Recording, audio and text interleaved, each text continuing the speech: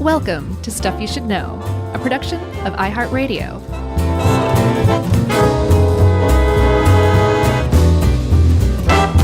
Hey, and welcome to the podcast. I'm Josh Clark. There's Charles W. Chuck Bryant. Jerry's not here with us, but all of these beautiful people are at the Schermerhorn Symphony Center in Nashville, Tennessee.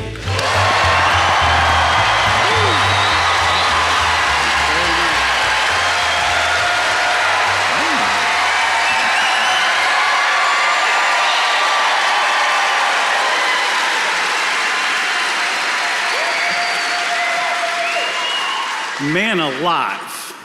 That was great. Like, I literally can't hear right now.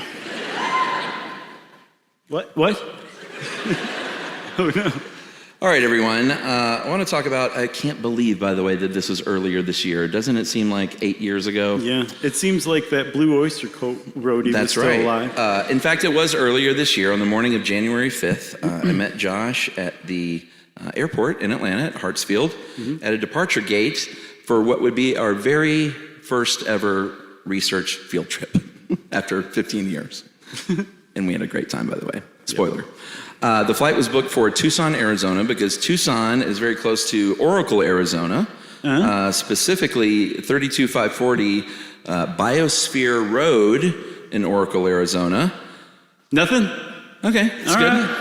That's cool. We can work with that. If you don't know what happened at Biosphere Road, then strap in, because you're about to hear the story of the Biosphere II Experiment. Yes. Raise your hand if you have heard of this at all. Oh, a couple of people. That's good. That's about what we like. Has anyone seen the documentary Spaceship Earth? It's very good. Oh, right? Isn't it great? Yeah. Well, highly recommend the documentary, and I'll say this about 20 more times. Highly recommend you going to visit the Biosphere today. It was really, really great. If you haven't seen the documentary, most of the show probably won't make any sense to you, so we probably should have thought that through. We'll just talk to you. Yeah. So Biosphere 2 might make you think like, wait a minute, what was Biosphere 1? Hadn't heard of it, I missed it. Don't worry, you're actually on Biosphere 1 right now, because Biosphere 1 is planet Earth. Biosphere 2 was a highly ambitious project to seal off a little piece of Earth from the rest of it and see what happened, basically. Yeah, and it could have been a great many things, right? Depending on who you ask. Oh, yes, I have that list right here.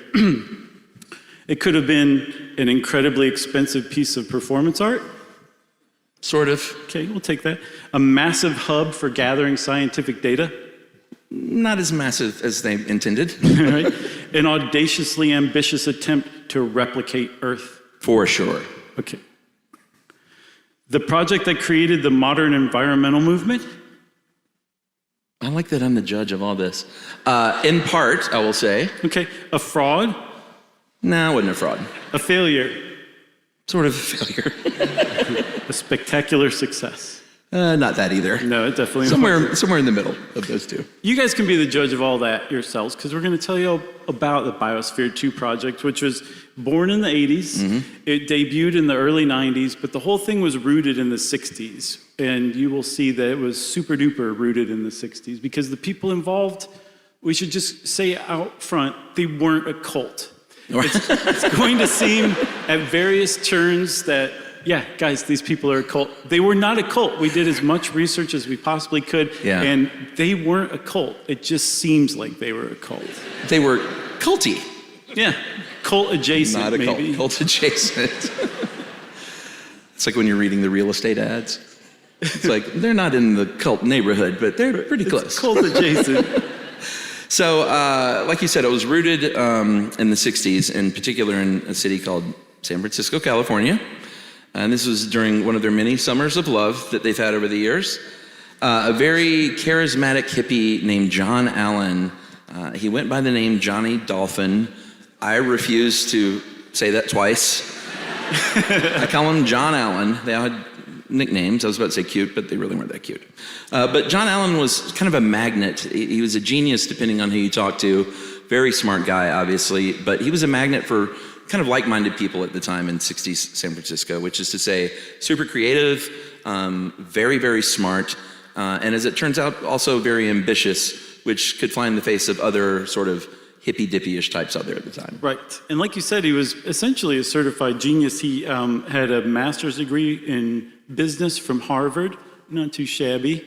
He had, if you don't mind, I have to read this, a certificate in advanced physiological systems for engineers from University of Michigan. Sounds made up, but apparently it's legit. And he had a 4-H ribbon. I thought you were going to say he had a certificate in advanced physiological systems for engineers from the back of a cereal box. Right. Because that's what it sounds like. It definitely sounds like the kind of thing you would get at a strip mall university, you know what I mean? He was also trained as a metallurgist. He was a management consultant. He was, like I said, a super smart guy. He had a lot of kind of famous hippy-dippy creative smart friends like William S. Burroughs, Buckminster Fuller in particular, who he would have a pretty outsized influence on John Allen and this project that we're going to talk about in a couple of ways. One was the idea of synergy that Bucky Fuller was really into, and as you will learn with Biosphere II, synergy was a big, big part of things, or it was supposed to be at least. And the geodesic dome, which everyone knows, is Bucky Fuller's sort of, pet design pipe dream that became a reality. Yeah, for sure. They incorporated it into the biosphere. That's right. So this group that formed around John Allen, that was not a cult, they were hanging out in San Francisco. They were into creating art and doing performance pieces, and they would put on these odd plays under the name The Theater of All Possibilities. And I don't mean odd like as an occasional, I mean like odd plays. They're really tough to watch. Because you're watching adults use their imagination, and that is just uncomfortable to watch. And they did it a lot. Like, that was kind of their thing. So much so they took it on the road. The touring company was called the Caravan of Dreams. And you can't say either of those names without going like this. I know. Those are written in an arc on every poster, probably. So they were doing these little, and some of these are in the documentaries that show some of their little performance art pieces, and it's really something. It really is. They say things like free movement and stuff like that, But they were in San Francisco in the 60s and then left San Francisco, California in like 1968 because it had gotten too commercial. They were hardcore. Okay, these are how sort of out there that these people were, and they moved to New Mexico out in the middle of nowhere and formed a little, not a cult, they formed a sort of a commune-ish kind of thing called the Synergia Ranch. Yeah, and so there they kind of expanded their horizons. They still put on odd performance pieces and plays. They can't also not do that. No, it was really in their skin. They felt the call. Yeah. They also started building things too. Like they got interested in just making things with their own hands. And a really good example of what they could do is called the research vessel Heraclitus.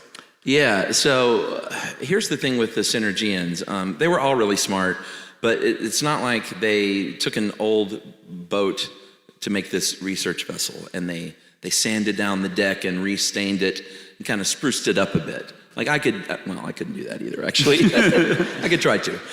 They built from scratch a ship, not a boat, like a ship.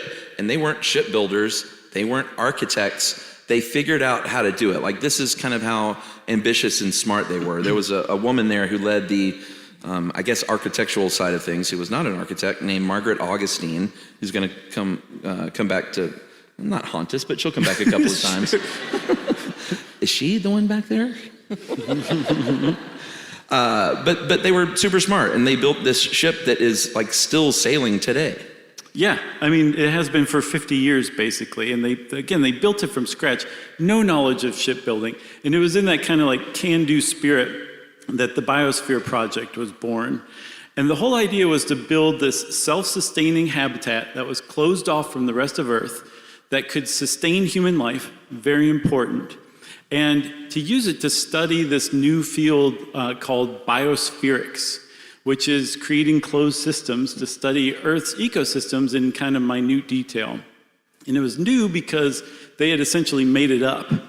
But the whole thing had merit, because at this time in like the early 80s, scientists around the world were starting to notice that Earth was getting out of whack in a lot of unsettling ways, and had kind of concluded that if we didn't figure out what to do about that, things would be very bad for life on Earth very soon. And spoiler alert, we did figure out what to do about it. We didn't do it, and now we're all doomed. Just FYI. So to study something like Earth's ecosystem, like very complex stuff, there's a couple of ways you can go about it. You can get in a lab and you can bring stuff in and you can study it there. And in that case, you're going to get really precise measurements and really precise data, but it's not out in the real world. So you sort of get what you get.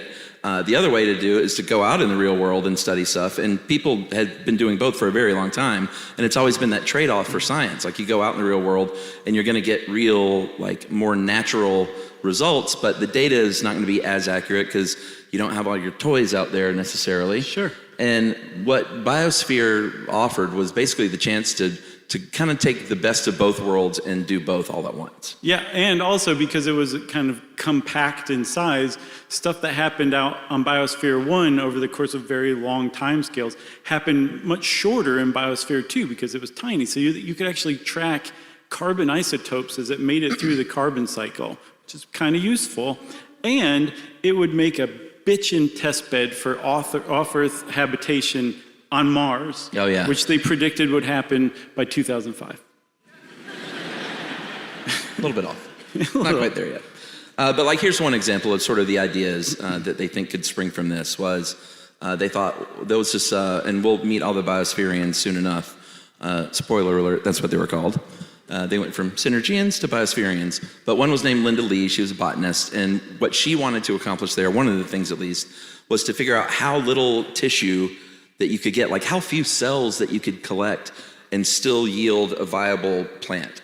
And the idea being like one day maybe we can have like a jungle in the size of a shoebox that, you know, like jets and stuff, like add water and you get a jungle kind of thing. Yeah, she even brought her own shoebox inside. It being 1991, it was a LA Gear shoebox. Did you? Oh, okay. LA Gear. That was a nice surprise. I haven't heard that one, you guys. I thought that was off the dome. It's still great. Thanks. Okay. So if you put all this stuff together, this is like a really good idea that the Synergians had. And they were just the kind of people to do it, as we've seen. But you can really argue that the project would not have happened had a guy named Ed Bass not been a member of the group. And he had been since his early 20s. He joined in 1974. And the reason he was so important is because he was a billionaire. Yeah. Specifically, because this thing was going to require a lot of money, as we'll learn. But he was the son of a guy named Perry Bass. And Perry Bass was, at the time, one of the richest dudes in the United States. He was a billionaire. He was a Texas oil tycoon.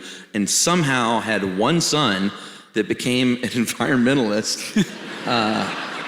I don't know if he was like the shame of the family. I do know that Thanksgiving was probably a little awkward when he brought up this idea to Pops. I think Perry was probably like, son, you gonna do what? You gonna give how many millions for a bios something? Why can't you start a minor league baseball team like your brother Bobby? And that's Perry Bass, everyone. That was a great Perry Bass, everybody. Indeed. But Ed Bass was in, and he funded this thing to the tune of between $150 and $200 million, 80 something dollars? Yeah, it's like double that now. Yeah, all right, double. So we're usually more accurate in our updated inflation conversions. Double-ish. So he'd financed a lot of projects for the group. They had this thing where he would buy like a plot of land somewhere in the world, and they would like build something on it or improve it somehow. And there's still stuff around today. There's the Hotel Vera in Kathmandu. Mm-hmm. It's a hotel they own. There's the October Gallery in London. Art gallery. Yeah. Yep. And so they called it the ecopreneurial spirit. So like they were hippies, but they weren't shy about making money too. And that's what this whole Biosphere project was, in part to Ed Bass, for sure. Yeah, because he thought, all right, here's what we're going to do. We're going to launch this massive science project, which I think ended up being, at the time, the single largest privately funded science project in human history. Mm-hmm. And he said, but here's how we can make a little scratch off this, a little cheese. What do you kids say these days? What else? Bread. I think they say bread. Is bread back? A little bread? Little simoleons? Sure. Little Nashy? Yeah. Nashtag. Nashtag? Nashtag ecopreneurial. Nice. All right. Nailed it. Jerry, cut that out. Did not nail it. So his idea was, here's what we're going to do. We're going to start this big project, and we're going to eventually come up with all this great data and these science ideas that we can patent. And then one day, when we need to live on Mars, NASA's going to go, hey guys, how much to license that jungle in a box you came up with? And Ed Bass would just sit back and cackle and make a ton of money. So that was one way to make money. And then they had another great idea to make money, right? Yeah, they were going to charge tourists $12.95 to come gawk at the people who were sealed off in the Biosphere facility. And they did. That's right. It's all glass. You can just peer in and make fun of them all day long, kids. Yep. So they formed a venture, or a LLC, I guess, called Space Biosphere Ventures. And in true Synergian fashion, all these hippies who had no experience being CEOs and directors of a large multi-million-dollar corporation were now exactly that. That's right. And they set about getting to work. There was an architect named Phil Hawes, and I believe he pulled out every tacky style he could think of to create this place. Chuck likes it. It's amazing. It looks like the headquarters to heaven from a movie in the 80s. It totally That's what it's always struck me as, you know? Oh, that's exactly what it looks like. There's like barrel roofs, there's that geodesic dome. The thing that really gets it for me is everything is made out of this like shiny powder-coated aluminum tubing that really locks it into like 1990. Yeah. And that's exactly what it looks like still today. It's like Buck Rogers in the 20th century. Right. or Disney's vision of Tomorrowland, basically. Very much so. It's very much like that. I love that stuff. Moldy. Yeah. Put a pin in that. Yeah. So the original plan was for Biosphere 2 to run for 100 years. Mm-hmm. And like every couple of years or so, just cycle in a new team of Biospherians to take the place of the old. They would go into some like airlock. They would swap places. They would keep it sealed, because we'll stress that a bunch. The whole point was to keep this thing sealed. Mm-hmm. Like if the problem happened, they couldn't be like, well, let's just open up the doors and bring some stuff in to help us along. They really wanted to see what it would be like, and the only way to do that was to seal it up tight. So 100 years was the original goal. News spread around the world. People were seriously jazzed. I have no idea how I missed this, because I was like early college at the time. I knew nothing about it somehow, except my only thing I can think of is I was in early college at the time. Sure, so yeah. I wasn't sitting around watching the news, you know what I'm saying? Yeah. How do you think it's going? Good? I think it's going quite well. So far? Oh, yeah, okay. Well, then that means we have to take a message break. So please bear with us. That's right. Because we'll be right back. Stuff you should know. Learning stuff with Joshua and Charles. Stuff you should know. We're back, everybody. You guys can thank Jerry for that. You don't buy your stuff at the post office. Sleep on this mattress. Or buy was it the 2012 Camry? Yes. Oh, you guys still hear that one, anyone? Some of the old ones? Are you? I don't know what salesperson made that forever deal. That was quite a deal. Yeah, that won't go away. All right, so finally, we're back, everyone. Thanks for coming. Finally, on September 26, 1991, 8 people, 4 men and 4 women, who we will meet very shortly, called the Biospherians, began their first, what was to be a 2-year mission of the 100-year experiment, and were sealed off. It was a big press thing. They wore these Mork from Ork spacesuit, jumpsuit things. Very, very weird. For real. Like broad shoulders, cinched at the waist. They're like, don't forget, we left San Francisco for New Mexico in the late 60s. That's how hardcore we are. That's right. Just want to drive that home. And I think also somebody was playing the flute as they entered. So flautist, if I'm not mistaken. The kind of, when you watch the doc, it's kind of funny because they couldn't get the door to seal at first. And everyone was like, oh, that's the whole point. No, they couldn't open it. That's what it was. Yeah. It was too sealed, and they were in. all just standing there kind of like this. But they got in. They sealed themselves in. And here were the 8 Biospherians. Oh, me? I knew it was me. I'm just teasing. First up is Mark Nelson. We mentioned him first because he was, I guess, considered the captain of the team. Mostly because he was the truest believer of this group of true believers, because they had selected from the group of Synergians. They didn't go find the greatest scientists in the world or astronauts or anything. They just said, hey, you seem enthusiastic. I like the way you do the free body movement stuff.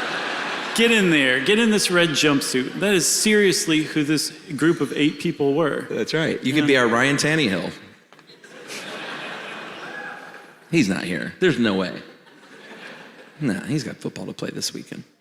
Abigail Alling was the next person we're going to mention. She was a marine biologist. Jane Pointer is next. She was in charge of the farm and the farm equipment and stuff like that. And she was, in the documentary you will see, it's very controversial because Jane Pointer actually is the only Biospherian to leave, which you weren't supposed to do during the experiment. She had an accident where she cut off part of her finger in a rice huller, I think. They'll do it. Whatever that is. Apparently you got to hull rice. And I just thought it came in a bag. With a little piece of finger in it. Yeah, exactly. That's the lucky bag. That means you get $1 million. Don't add too much water because that thing becomes a full finger. Right. It turns into a dinosaur sponge. It does. But it was very controversial when it happened because, she had to leave because she needed, a hospital to take care of her briefly. But here's the deal. She came back in carrying these 2 large duffel bags that she didn't leave with. And they weren't supposed to do oh, by the way, we forgot all these things, go get them. The whole point of this whole thing, once again, was to seal yourself in to see if it was possible, not to cheat a little bit, because it would render the results kind of moot. So she comes in, these duffel bags will come back later. I don't know what was in them. I don't even think they ever found out. I think it was probably 15 pounds of weed. That's what I might have brought back in, I'm just saying. The upshot is there's no hospitals or duffel bags on Mars, so people weren't really super happy about it. Like the old song goes. Sure. So the next guy is Roy Walford. He was the crew physician. He was the oldest one, super old. He was 65. Right. But he was in great shape because his scientific interest was at the intersection of anti-aging and nutrition. And he had come up with his own diet. He called it the calorie-restricted optimal nutrition diet, or Crone diet. Terrible name for a diet. They're like, that's the same name as a bowel disease. He said, oh, I know. Yeah. So he really wanted to get his chance at experimenting with these people with the Crone diet, and by goodness, he got his chances. We'll see. That's right. Next up, we have Mark Van Thillo. He was a Belgian scientist, and he operated the life support equipment, including what you'll hear a little bit more about, this giant lung in the bottom of this facility that breathes for the facility. And here's a little tip. If you ever go to Biosphere II, again, you can still go there. It's amazing. Take the time to take the tour, sort of the underneath tour. It's like $12 extra, which Josh sprang for, by the way. Paid my way in, like a good date. Never even asked for it back. Appreciate that. Yet. At the end of everything, at the end of stuff you should know, you're going to be like, and here's this. $12, please, plus inflation. So he was dating Abigail Alling. There were 2 couples among this group of 8, which can get a little thorny.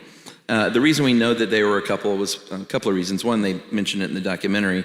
But 2, even if they hadn't said that, there is a shot sort of in the background at one point where he feeds her a banana on camera, and not peel a banana and would you like, Here's how I would do it with you. Would you like to break off a piece of banana, Josh? Well, have yes. it? Thank No, he stuck it in her mouth with his hand. Thank you for not demonstrating that on me, too. I mean, things have changed. I know the workplace has changed, but even in 1991, you don't do that to a female coworker. You don't do that. It's never been okay. The first office, you did not feed someone a banana like that. For sure. It's true. That's what it says on the T-shirt. There was Sally Silverstone, who was the most widely liked of the group. We get the impression she got along with everyone. She was an English social studies teacher, and I think she was in charge of the food, basically, right? Yeah, she was the chef. I mean, she made everything out of bananas, Essentially. as we'll see. She ended up writing a book afterward called Eating In. Thank you, colon. From the field to the kitchen, the recipes from Biosphere II. She originally called it Eating In, colon, guys, I mean really eating in. But they changed the title. Who's next? Tabor McCallum's next. He was in charge of the analytical chemistry lab. He was one half of the other couple with Jane Poynter. And they're actually still involved in this kind of stuff today. They're like, That's right. They formed some company that is exploring how to live off of Earth. That's cool. You know why? Because he never fed her a banana on camera. That's right. And then where was he from? He was European too, I think. No. Oh, okay. He was from USA. Oh, all right. Music City? Sure. He was a little Nashian. So the last person is Linda Lee, and Linda Lee was the biome design manager of the desert, rainforest, and savanna, and she was the one who was looking for that jungle in a box idea. Right. All right, so that's the 8 of them. That's the 8 people. There are also 3,800 species of plants and animals in there. They put in everything from cockroaches to kind of till the soil and make it even richer.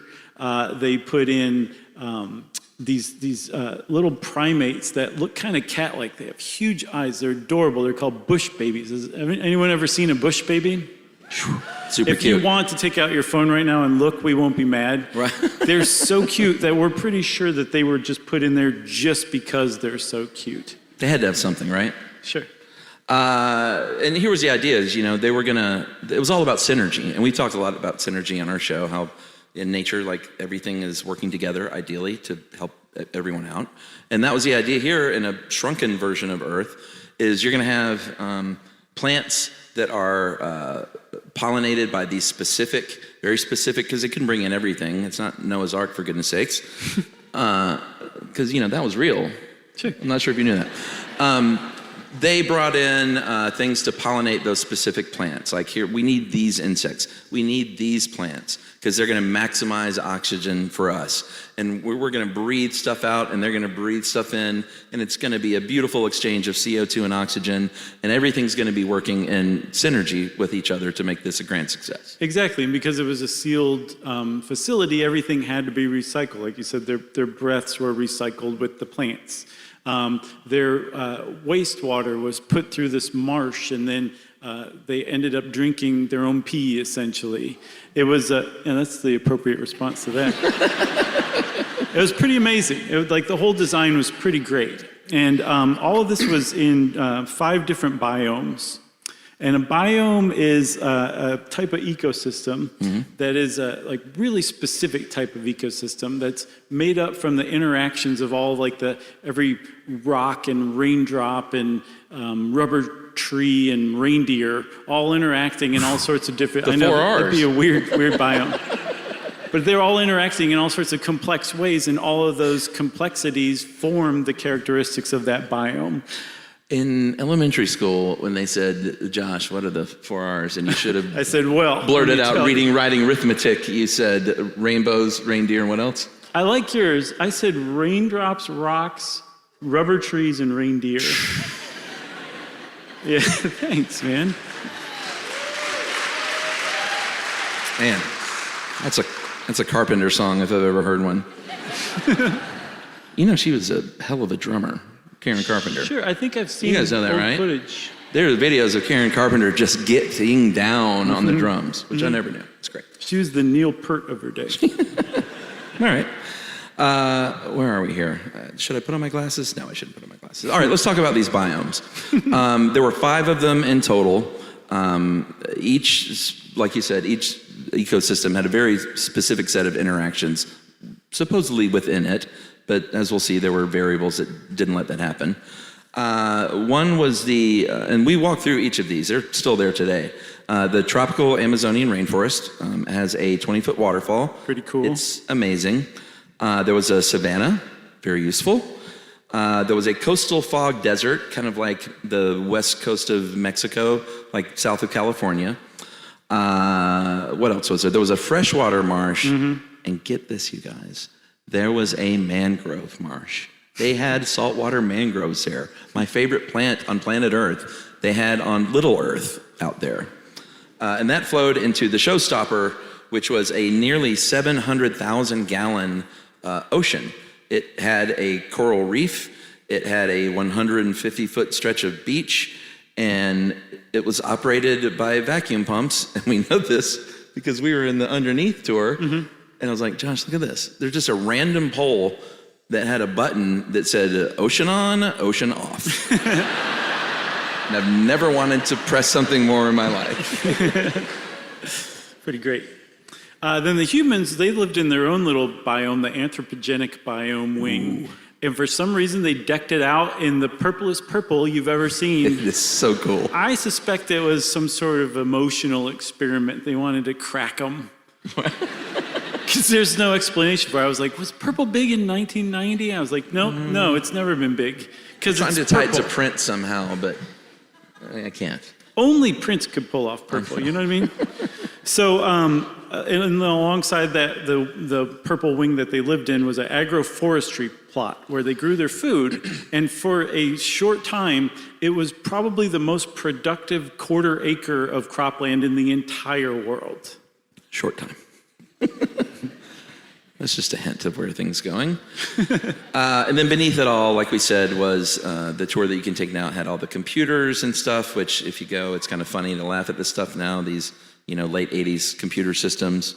But they did the job back then. This giant lung that you can still stand over. It's very intense, very cool. So the whole thing was put together in a 3-acre facility. It sounds pretty big until you stop and think about it. And because this is 1991, the best measurement that we can put it in is SMUs, standard mall units. So if you had gone to Rivergate Mall in 1991 and walked around the Sears there, you would be walking around a Sears that was a little less than 4 acres in size, which means that these people were stuck for 2 years inside a facility smaller than a Sears. A Sears! I'm sorry.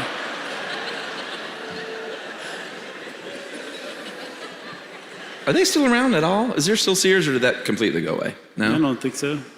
I got a maybe from front row guy. Did you give him one of these? That doesn't tell me much, by the way. No. All right, so life inside the biosphere was pretty interesting. They're sealed off again, smaller than a what? Sears. Oh. Sears. That anger management is really paying off. Thanks. That was such a quick switch. It slips out here or there. That's good. So obviously, all this stuff is very obvious, but we just want to kind of drive it home. You're not going out for coffee. You're not ordering a pizza. You're not, there's nothing you can bring in. It's just you. You can't go have a drink at the bar if you want one. Like, you were in there with what you got, what you can grow. There's a lot of small animals. There's a lot of insects. There's cockroaches. There's a bunch of hippy-dippy science types all living together. And actually, they didn't wear those jumpsuits. Because they had to work really hard. As soon as they left that press conference at the beginning, they're like, let me get out of this stuff. Of course, it was all glass, so they all saw them change clothes. Right.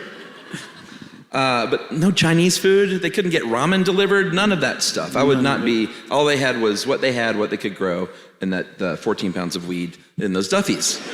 And don't forget the tour bus after tour bus of gawkers and school kids who paid $13 to come look at them. So in addition to being sealed off from the rest of Earth for 2 years, they were exhibits in a human zoo, essentially. And there's a little shot in the documentary where some guy is like trying to take a picture of one of them, and he stops and he's like, he did that. And it's documented. And I think he's a jerk. So if all this sounds awesome, and it does to you in the audience, and you don't know what happens next, you're thinking, God, this is amazing. This is ambitious. They're trying to do real science. They put all this money into it. They got a geodesic dome. They got those Duffies full of whatever. You're right. It sounds amazing. And if you're wondering, did it go wrong? It did. There were a number of real design flaws in this thing. And I don't think it was necessarily because they hadn't done this kind of thing before, because they had, besides themselves figuring all this out, they had teams and teams of legit scientists from all over the world, like contributing. So everyone was kind of pitching in and involving themselves with their expertise. So I don't think it was a lack of that. It was just maybe not the most thought out thing to begin with. Like the whole idea that you could, the biggest problem was they couldn't carry out the science they wanted to because Earth doesn't have 5 biomes in a 3-acre space. That's one thing. They didn't seal them off from each other. Now when you go and visit, there are doors between all these. They built walls and stuff, and you go from the rainforest and shut the door behind you, and you go into the desert, and that, kind of works in a way. But when it's all right next to each other, it's not natural, and nothing is gonna work, and they just didn't think of that, I guess. So pretty much any actual science they were trying to do as far as biospherics went was moot from the beginning because, again, they didn't seal the biomes off from one another. You had an Amazon rainforest 30 feet away from a coastal fog desert, right? And as a result, the desert actually didn't stay desert because the more rain you made in the jungle to increase plant production and then boost oxygen, it meant more fog rolled in every day in the desert, and so the cacti got choked off by all the moisture and it turned into like scrubland. And Linda Lee came in at one point and was like, what the hell? This place is very moist, by the way. If you go to visit, I know that word triggers some people. I'm sorry. No other way to describe it. It is moist. Not cool. Moist. So moist. Like you've been to greenhouses and stuff, that kind of moisture. Amplify this because there's waterfalls and jungles and stuff. So moist. Sorry. What else happened? There was a massive influx of nutrients from that mangrove marsh that I love right into the ocean, such that, there's these great shots at the beginning of them like scuba diving next to the reef. You're like, this is amazing. And, a year later, it's just so choked with algae because it's so nutrient dense that scuba diving dried up pretty quickly. Yeah, it turned into a green, slimy ocean. And we keep using the word nutrients, but you could also replace that with poop. Right. It's true. And then the trees. The trees. Were just weird. So they grew really, really tall, but they were too weak to stand up under their own power, their own structure. And they figured out that was because there was no wind inside of the biosphere. Outside on Biosphere 1, the wind pushes on trees, and in response, trees grow something called stress wood, which gives it a lot of structure. The trees inside of Biosphere 2 didn't have any wind, so they didn't grow that stress wood, which meant they had to be lashed to the inside of the geodesic dome 80 feet up, like a giant piece of cooked asparagus. Just sad. Sad to see. I didn't know about this part. In fact, when I went in January, I think I watched the documentary, but I purposely didn't look at the stuff you put together because I just kind of wanted to experience it for the first time. But on the plane, Josh was like, I heard that they lashed these trees to the tube because they're so weak. And he was really kind of, not obsessed, but you were really sort of into this idea, like a Encyclopedia Brown sleuth. Sure. And we got there, and Josh, it was so funny. He was like, look, they're still lashed. And you looked up there, and sure enough, there's vinyl cord tying these, what is it again? Yeah, these weak trees up. And you were just, you were so disgusted. I cracked the case. So we mentioned they started out with 3,800 species of plants and animals. 40% went extinct, which I know that sounds like a lot, but that was actually better than they thought they were going to do, right? Yeah, let me put that in a background extinction rate real quick though, right?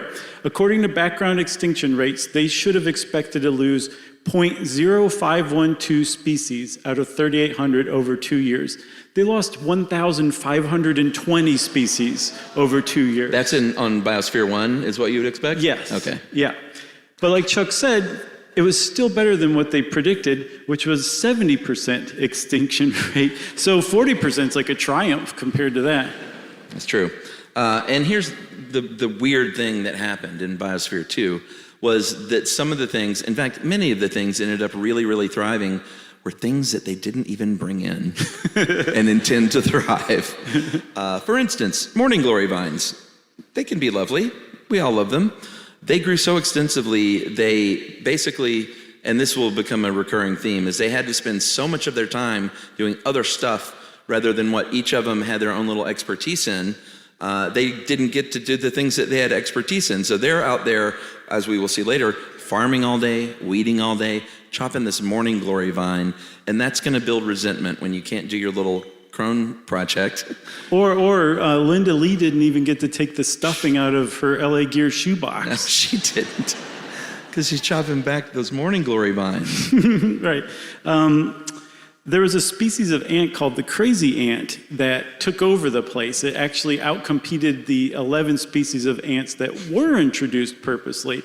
No one knows how the crazy ant got in. But that shoe, probably. Probably. Yeah. It took over, though, and they're still there today. When we were sitting there looking out over the ocean, kind of holding on this railing, our hands were just covered in them. Fortunately, they don't bite or anything, but we were like, oh my God, we've heard about you guys. Yeah. Can't believe we were a little starstruck, actually. It was pretty neat. Mm-hmm. It made up for the last trees, I think. For sure. A little bit. Not all, but most of the pollinating things they brought in to pollinate these specific plants died off. So they ended up having to hand pollinate crops, which I don't know why that sounds dirty to me, but that's what they did. And to top it all off, well, I'm not going to talk about the bush babies. You talk about the bush babies. You're going to make me do this? I can't do it. So remember the bush babies, the super, super cute little primates? Well, one of them got into a wiring panel and was electrocuted, which is just, that's got to be a bummer day in Biosphere 2, you know? Like, I'm sure you could smell it throughout the whole facility. I bet they're like, I'll bet. They ate the hell out of that bush baby. Right. They did make lemonades out of lemons, though.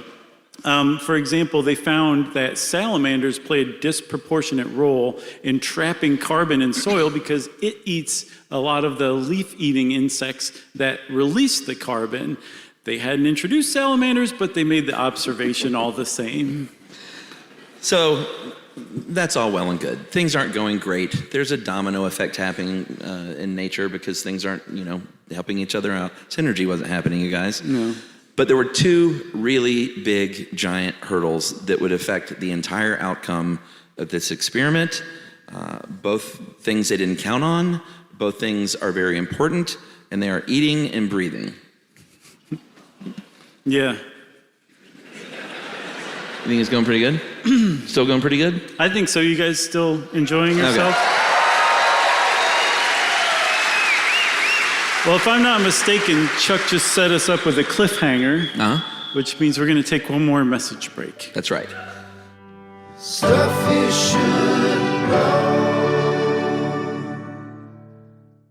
Learning stuff with Joshua and Charles. Stuff you should know. We're back, everybody. Hi, Nashville. All right. Never gets old.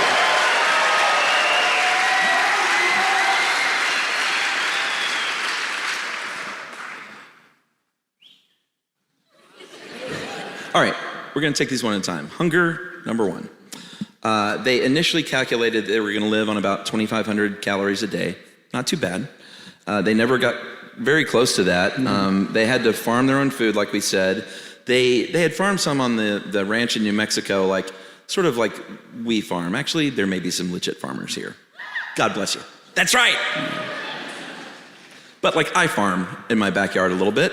I farm. Yeah. This is the kind of farming they did. They weren't like professional farmers, so they did an okay job growing stuff. Well, in true Synergian fashion, none of them had any experience with subsistence farming, and I guess they hadn't thought that through when they sealed themselves off for 2 years. That's right. Tried to grow their own crops. At first, they got about 1,800 calories a day. Not terrible. You're pretty hungry, but you're living. That rose to about 2,000 at one point when the farm was going pretty good. Again, you're fine. You're probably hungry on 2,000 calories. But again, these people are working really, really hard every day. So they're burning through those calories very, very quickly. And again, they have to spend all their time now weeding and farming and doing all these things that they thought that Linda Lee was probably primarily doing. And they're not able to run their experiment. So again, tension is increasing as they go. But Dr. Walford was like, yes. Yeah, that guy. Because he had a captive sample for 2 years to study his crone diet, and he actually was vindicated. Everybody dropped a shocking amount of weight. I think the average was 21% of their body weight for men, 14% for the women. And the thing is, their blood markers started to show improvement. Like their cholesterol levels were actually good, and their weight finally stabilized, and they actually got to this weird level of healthy from that calorie-restricted optimal nutrition diet. And Walford was pretty happy about that. He's like, isn't this great, everyone? Right. Screw you, Walford. They did the cartoon thing where he's like taking a nap and they look at him and he turns into a roasted turkey in his bed. The point is, everyone, they were hungry all the time. They were hungry. They lost the enzymes that they formerly had to digest meat. They didn't have a lot of meat to begin with, but they certainly couldn't digest it anymore in their guts. They ate peanut shells, just, like, let's just eat that whole peanut. Why are we even shelling these things? To get more calories. They ate things that grew. They ate tons of sweet potatoes because they grew sweet potatoes pretty successfully. So their skin turned orange. Yeah. They ate a ton of beets. They grew a lot of beets. They grew a lot of bananas. You know what happens to beets the next day in the bathroom? So can you imagine these people are all subsisting. They've got orange skin. Their bathrooms look like a crime scene. And they are eating so many bananas. They made banana wine. And in the documentary, they talk about how awful it tasted and how quickly they drank it. But I just for a second, like, let's all get in the mindset of living for 2 years on sweet potatoes and beets. That is cruel. Yeah. That's like somebody saying moist over and over again. What about the coffee, though? They thought of coffee ahead of time. This is where I would have signed out. I would have been like, mission's over for me. Right. They were planning, they actually did grow coffee upland in the rainforest, but they miscalculated, and it turns out they could put together 1 cup of coffee every 2 weeks, which meant everybody got 6 cups over the entire 2 years. Yeah, not 1 cup each. No. Like, that's even bad. Yeah. They got 3 cups of coffee per year each. It took 4 months to make a pizza because they had to start by growing the wheat. They harvested their salt from the ocean, and then their only source of milk came from 3 goats, Stardust, Vision, and Milky Way. Okay, beets, sweet potatoes, and goat milk. Yeah. I don't understand why you guys aren't more grossed out by that. Do you guys eat a lot of beets and sweet potatoes and goat milk together? I mean, like, they're fine on their own in, normal amounts, but you put them all together for 2 years. Guys. this is Nashville. They're back to the land. They're real Americans. Hey, I'm a real American. I can get back to the land, but I don't want to live on sweet potatoes and beets and goat's milk for 2 years. Can we not all agree on that? All right. Okay, thank you. We can finally move on from that part. Whatever, socialist, fascist, communist, because those are all the same thing. I wasn't going to get political, sorry. Hangriness is a real situation here, though. Like, it became a real problem. The group starts to divide a little bit. There is one faction, because, things aren't going well, so there's one faction that's still very much following, because John Allen was kind of running the show from the outside. They were following John Allen's words still, and sort of John Allenites. And then there was another faction that were like, I don't think we should listen to this guy anymore. Like, he's not even in here. And they went, he's right on the other side of the glass. He can and they hear all you. looked, and right outside the glass, John Allen was like, I had a burrito, and was like, oh, me? So, like, a real division grew within the ranks, and it got kind of ugly interpersonally between them. Yeah, Abigail Alling said she was spit at twice. And Roy Walford later said, that's how I thought.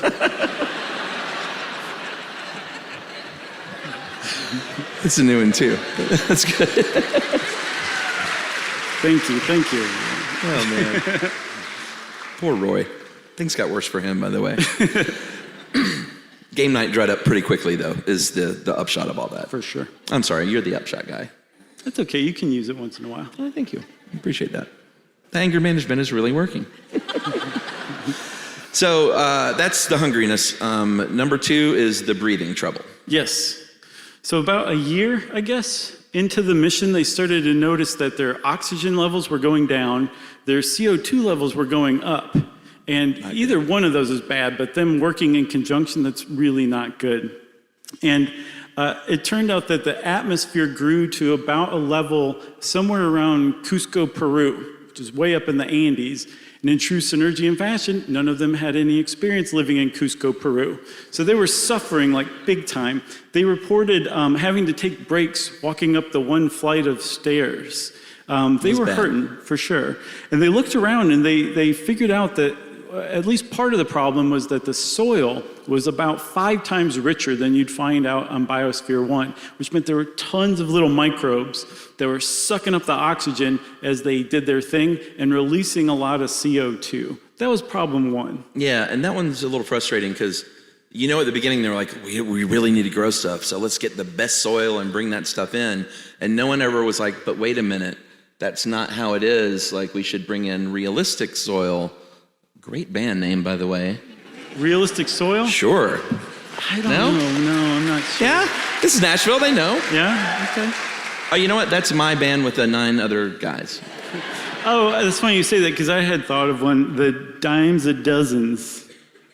Oh, that's the name of our band? Yeah. You thought of that when I was saying that? Mm-hmm.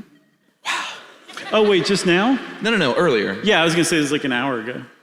I just still, the way your brain works always surprises me. Thanks, man. After all these years. Chuck is being so The Dime a nice Dozens? tonight. Yeah, That's probably a real band here. probably. They're backstage right now. So the soil, yes, we did the soil. So normally the plant life in Biosphere 2 would have sort of reckoned with this, and they would have worked overtime. They would have stepped up and sucked that CO2 out of the air and burped up oxygen, and everyone, it would have been tenable at least. But that wasn't happening. The plants were working hard, and the levels just weren't changing, and they could not figure out why. No, because there's a lot of CO2 that should have been in the atmosphere that was mysteriously missing. So they looked around again. They said, what is going on? And they discovered that concrete is an excellent carbon sink. It just sucks it right out of the air faster than plants. And Biosphere 2 happened to have 110,000 square feet of exposed concrete. Mm-hmm. And that concrete was outcompeting the plants for that CO2. So the plants couldn't pump out oxygen, and yet the CO2 levels were still higher than they should be, which meant the Biosphereans were in trouble. And it wasn't immediately apparent what they should do about the whole thing. Yeah, they weren't sure. I mean, there were basically 2 decisions. They were like, well, listen, we can sort of blow the spirit of this whole thing, and we can bring in oxygen and pump in oxygen and stay in here and probably risk, the scorn of the media and the scientific community and stuff like that, render most of the science moot, or we can leave. And they didn't want to leave. So in the end, they decided they're going to bring in oxygen. Yeah. And they did. It saved the day. Initially, when the Biosphere project got underway, the media was super duper on board. Somebody actually wrote that it was the greatest scientific endeavor since humans landed on the moon. It's a pretty amazing thing to call it, right? Just a few years later, Time magazine named it as one of its 100 worst ideas of the 20th century, alongside the Titanic, DDT, and sailing the Exxon Valdez into Prince William Sound. Man. Bad stuff. They really turned on him in the press. Mm-hmm. Not only that, reports start to come out of some other things, They had a CO2 scrubber in there to help out that they didn't tell anyone about. It obviously wasn't enough to, and that was kind of how they talk about it later, was like, it wasn't even enough to solve our problem. So it's not like we were cheating that much, just a little bit. We were still in really bad shape, if that makes you feel any better. But they didn't tell anyone, they didn't disclose this, so that was a problem. Those 2 Duffies that she brought back in from the hospital, those came back up in the press. They were like, what was in those Duffies? We have the camera footage, you left with nothing, you came back with these 2 big Duffies. And she was like, I don't know. I'm not really sure what that was. It's cool, man, like, don't be a drag. Man, you sold that. I was like, oh God, Chuck's choking. So sentiment started to turn publicly on them, and then the very scientists that helped them started to turn on them. Yeah, because word got out that the trees were like lashed to the geodesic dome in the ocean and turned like into a sea of green slime. So these mainstream scientists that had helped design the place really started to distance themselves, and they figured out that if they criticized the way it was executed, they could kind of give themselves an alibi. Yeah. And so the media turned on it, the scientific community turned on it, and so the public turned on it as well. Yeah, it was not a good scene. A few years later, in 1996, that original OG Synergian and Biosphere, Mark Nelson, he came out and wrote about it and said, listen, the whole purpose of this thing, it was like a beta test. We were supposed to go in there, see what worked, what didn't work, as you would expect, and then the second team would come in year 3 and like rectify some of these, and then see what worked and what didn't. And it's a 100-year experience, you guys. It's a long game. The problem was they painted it like it wasn't a beta test, like it was kind of this perfect, amazing thing out of the box. And they had chances, and that's what's so frustrating about this whole thing, is they had chances time and time again to come out and with PR basically that talked about this stuff and was up front. And they would have had a much better time selling it to the public when things started going bad than if they stood their ground, which is what they did, and were like, no, I don't know what you're talking about, that everything's going great. Yeah, because anytime something came up like the duffel bags or the CO2 scrubber, whatever, John Allen and his inner circle decided the best route was to cover it up or lie or obfuscate. And it was very obvious because in true Synergian fashion, none of them had any experience lying to the press. So it was really kind of obvious that they were full of shit. Yes. Saltwater marsh poo-poo. Sure. So there was like this 2-year ongoing PR disaster. And really more than anything, that's probably what sunk the project. That's right. But regardless of what the world thought and what the press thought, they brought in that oxygen. It sustained them. It is actually kind of a fun moment because they were very despondent at this point in the documentary. They're weak. They can't breathe. They're walking around, just like slugging around. And then that oxygen gets pumped in, and they're like almost dancing around this place. Yeah, it's pretty great. They brought in some house music. And, they brought it in for better, for worse, and finished the experiment. They did stay in there, to their credit, for the entire 2 years, and emerged on September 23rd, 1993, as Mark Nelson would say, profoundly changed. Right. And then, as scheduled, Mission 2 went in after Mission 1, I think like a few months afterward. And Mission 2 was slated to just stay in for a year, but it didn't last nearly as long. Well, also, Mission 2 only had 3 people, Pauly Shore, Brendan Fraser, and Stephen Baldwin. So, has anyone seen Biodome? Whoa! It's a genuinely good movie. This is my takeaway from Nashville. Beets, sweet potatoes, Biodome. Yeah. Huge town for that stuff. Right. I watched it for research, seriously. I still haven't watched it. I may be the only person on the planet who's ever watched Biodome for research purposes. But it paid off because they actually captured a lot of the spirit of everything that went wrong in there. It just never went right, like Pauly Shore got it to in the end. So Ed Bass, you remember Ed, he was the billionaire son who funded this thing, he's sort of fed up with all this bad press, the divided factions. It's really become pretty ugly at this point. So he said, all right, you know what? I'm going to stage a hostile takeover of my own company. And John Allen, you're out of here. I'm sorry. I love you, man. I love all the freeform dancing we did over the years, all the crazy creative kid stuff that we dreamed up, apparently not under the influence of drugs, which was highly surprising. They were kind of straight edge, right, supposedly? Yeah, just weirder and weirder. I just don't believe it. And it became way more preneur and less eco after this point. It went in a more twisted direction when they brought in a new board and a new CEO named Steve Bannon. Yes. For real. And in the documentary, they said the name Steve Bannon. I went, well, that's a coincidence. And in waltzes in younger Steve Bannon. I was like, really? Yeah, they put the What guy... a villain to introduce in Act 3. Exactly. It was very surprising. The guy who used to be able to buy Coke off of on Air Force One, that's who they put in charge of Biosphere 2 at the end. That's right. He was only wearing one collared shirt at the time. You're right. Did not get into that, whatever that look is, where you wear two. I don't know what Have you guys that seen is. that? All right, I'm wearing this shirt. Imagine if I had like an Izod polo underneath it with another collar that's up. That's Steve Bannon's look. Sure. He's the only guy that does that. Yeah. So maybe credit to him? No. Okay. No. Two collared shirts. Anyway. So Mark Van Thillo and Abigail Alling were rightfully concerned about this new direction. They were worried about the safety of the Mission 2 crew. So they went in and broke the seal to the facility. They gave it a bunch of beer until it peed. And that opened up the air and let it in. Really? Beets, sweet potatoes, Biodome, and breaking the seal. Breaking the seal. At the bar. Lil Nashy. I hope Lil Nashy trends. Yeah. That's what I'm hoping. You ever nicknamed a city and it worked? No. Not in all the times I've tried. I'm pretty good at it. You ever heard of the Big Apple?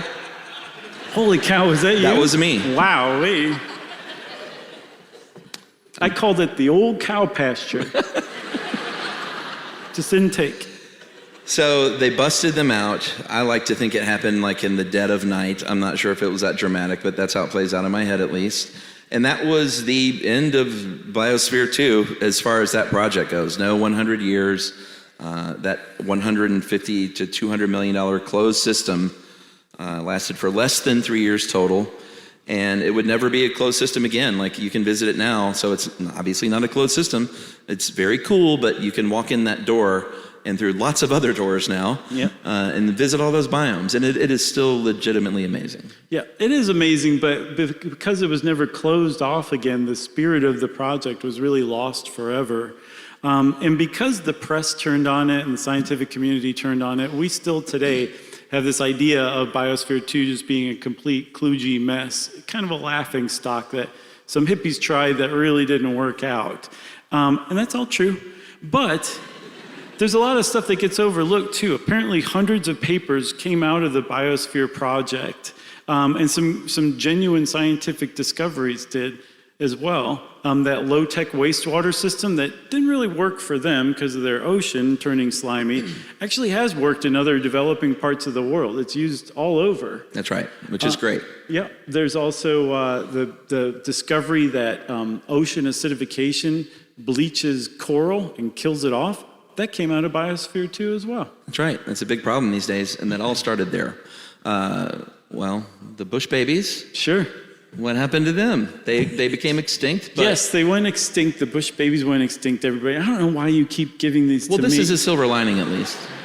There is a silver lining, is that while they were there, before they went extinct, they actually managed to reproduce. And if you were creating this test bed for off-Earth habitation, like, that's a really big deal. So they got some mammals to reproduce in a closed-off system. So good things did actually happen, but probably the biggest contribution that Biosphere 2 gave us was it reinvigorated humanity's love of Earth, I guess. It had kind of peaked previously in about 1970 with the first Earth Day. Then everybody was like, oh, I hadn't heard of cocaine before. Let me start doing that instead. Went that way for a couple of decades. And then the Biosphereans came back and like blew everybody's coke right off their table and got them focused again on Steve Earth. Bannon jumped on the floor. Right. So, yeah, I mean, it fascinated the world with environmentalism again. It kind of kickstarted that next wave of environmentalism in a real way. It really jump-started things on the welfare of the planet, and for a little while at least. And the thing that's frustrating is to think about, like, where would we be if it hadn't gone that way? Like, if we would be, I think last year would have been year 30 of this amazing experiment. How much further, and we made some pretty great strides, but how much further would we have been along in terms of caring for our planet had Biosphere II just really solved everything to begin with and just kicked as much ass as everyone thought it was going to kick? Sure. It's sad to think about. It's also possible that it actually was too kludgy to produce any scientific value, but we'll never know. Ed Bass got Columbia University to take it on as an annex at one point for their science departments. That dissolved eventually, and now when you go and visit, you will see University of Arizona branding everywhere because they run it now, and that's one of their research facilities, and they still carry out science there, real science. If you ever decide to go, and again, highly recommend you do, Yep. You're going to be staying there in Tucson, not too far away. There's a great Mexican restaurant downtown Tucson called Pinka that we ate, and it is delicious and wonderful. It really is very great good. cocktails. And then today, they say that if you do go take the tour, there's a legend that goes that you should hang back and get out of sight of the tour guide, especially in the rainforest biome, and just duck behind some bushes and hide there for the rest of the night. After they lock up, if you're really, really quiet, you look around, you might just catch the ghosts of the bush babies. And if you look really, really closely, you'll see that one of them has its hair standing on end. And that's the story of Biosphere II, everybody.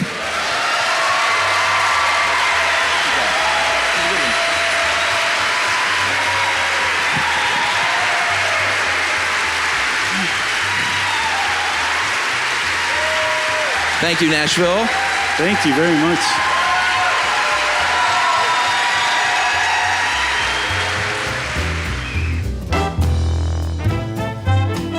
Stuff You Should Know is a production of iHeartRadio. For more podcasts from iHeartRadio, visit the iHeartRadio app, Apple Podcasts, or wherever you listen to your favorite shows.